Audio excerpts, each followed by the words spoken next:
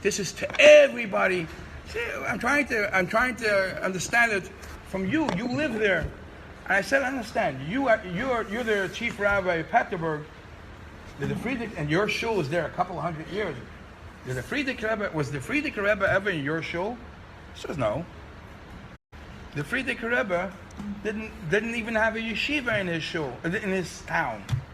The Friedrich Rebbe in Peterburg, which is the capital city back then, the Friedrich Rebbe didn't even have a yeshiva in the town.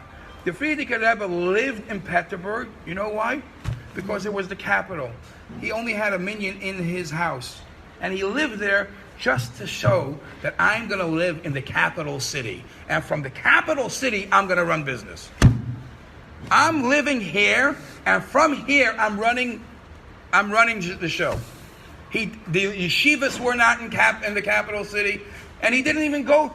The shul he didn't go to. He had his minyan in his house, but he wanted, and that he told me, I didn't know this. He says that's why when he came to America, he also said, I'm going to New York. He's not going to Milwaukee. There were Chassidim in Milwaukee. He's going to New York. Why? I'm going to run the business from these noise places, and I'm going to Yiddishkeit is Yiddishkeit. So there's two things this letter taught me. This letter taught me is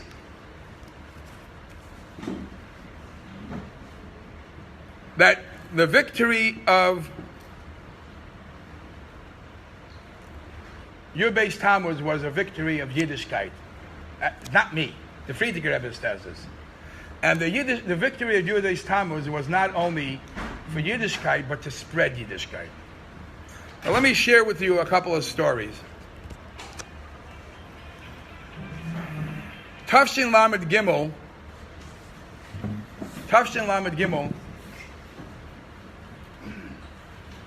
You want to say L'chaim? Want to sing a little?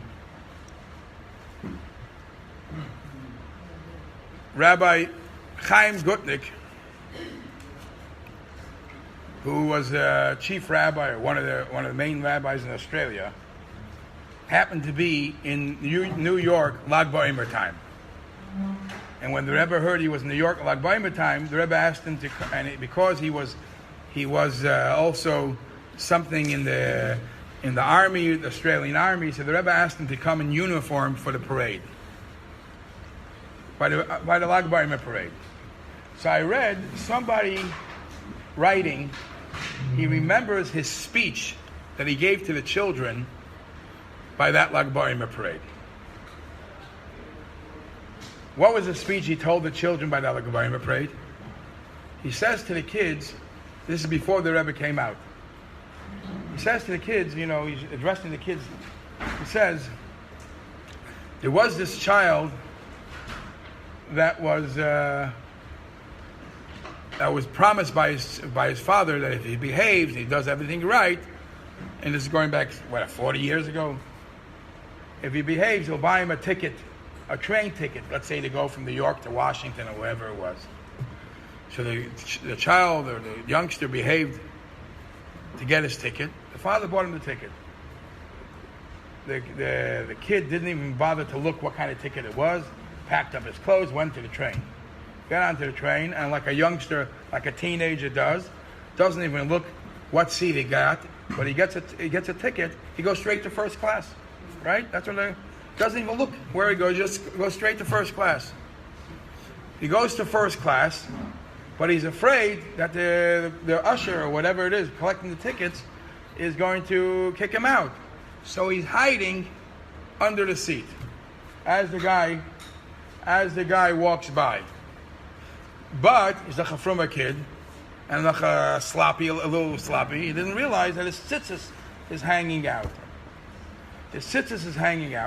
And the guy walking through the aisles, collecting the tickets, sees tzitzis hanging out. A youngster, come out. Calls the kid out. Says, "Where's your ticket? Ticket." Calls him out. Shows him, "Where's your ticket?" Gives him the ticket. He says, "What are you hiding? You have a first class ticket. What are you hiding under the chair? You have a first class ticket." And the punchline Chaim Gutnick was saying, he was screaming at the Kinderlach, he was saying, Kinderlach. We are the chosen people. The Eibishter chose us, B'ni B'chayr Yisrael. If we are the chosen people, be proud. And what are we hiding? What are we embarrassed of? The Frierdiker Rebbe taught us that. The Rebbe taught us that. Sometimes we're so mixed up and we don't realize that we're hiding. Be proud of what we are. The Go'in Yaakov, the Stolzkeit. In Yiddish there's a word, Stolzkeit. There's a word from the Rebbe Rashab. There's a very beautiful word from the Rebbe Rashab. When the Rebbe Rashab tries to understand, he says, what's the difference between a poor man and a rich man? He says, everybody has good days and bad days. The poor man has a good day, a bad day, and a good day. And the rich man has a good day and a bad day. The rich man has good days, and sometimes he's he can lose a ton of money. The stock markets could crash, and the same goes to the poor man. He could strike. He has a very lucky day. The difference is when the rich man has a bad day, but he feels like a rich man even when he's in a bad day. It's a rich man that has a bad day. When the poor man has a lucky day, it's still the poor man acting rich. So the Rebbe Rashab says, we have to always remember at all times that we are the rich man. It's the rich man that sometimes, even if we fall, it's the rich man. We have that hidden thing.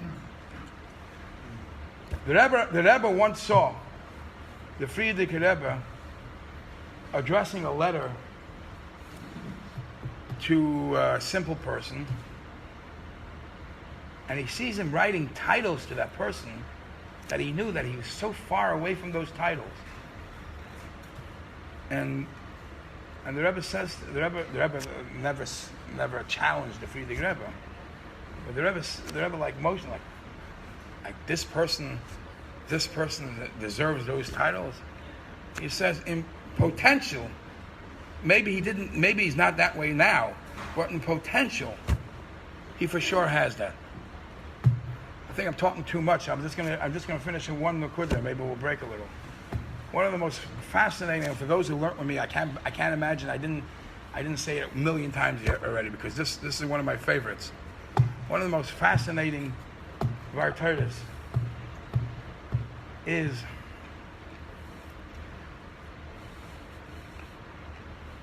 Moshe Rabbeinu wants to go into Eretz Yisrael.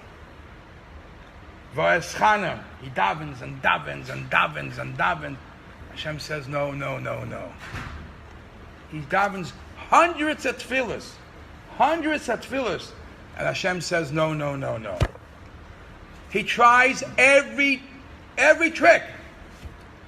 He comes up with one trick. He says it's not fair.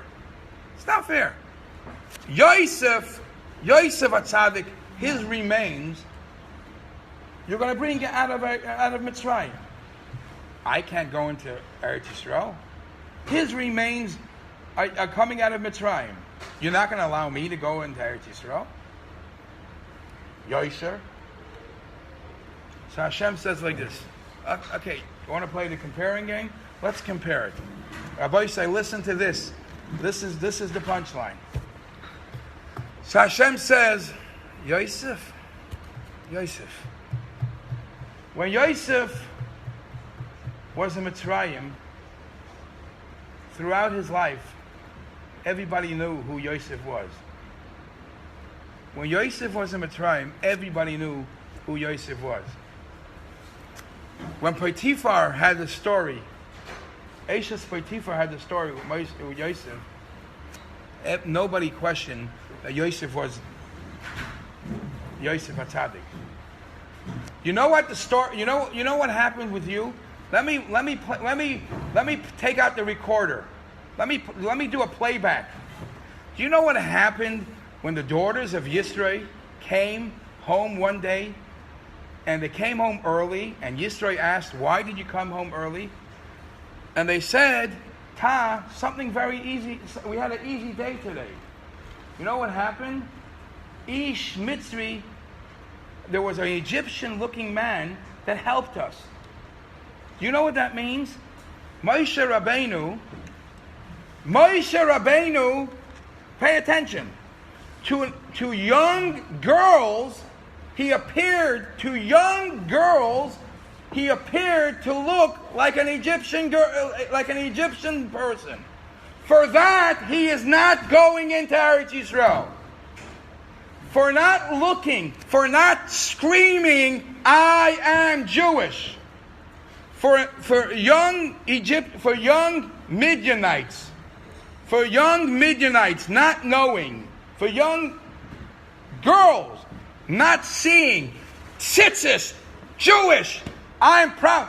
You know how many, I just said this, you know how many times it comes December time, and when I walk around in the Mall of America, I get stopped with kids. Can I take a picture with you? Because they think, with a white beard, they want to take a picture with me. So Gesundheit, yeah. But what? This is Moshe Rabbeinu doesn't go into Eretz Yisrael because he was not noticed by young girls as a Yid. He was noticed by mistake as a Ish Mitzri. The Friedrich Rebbe wants that we should be noticed. This is what the whole Yud Bais Taamuz is all about. Not to sit and drink, to be noticed that whenever we are, we should be proud to be Jewish and make no mistake that we are Jewish. L'chaim, l'chaim.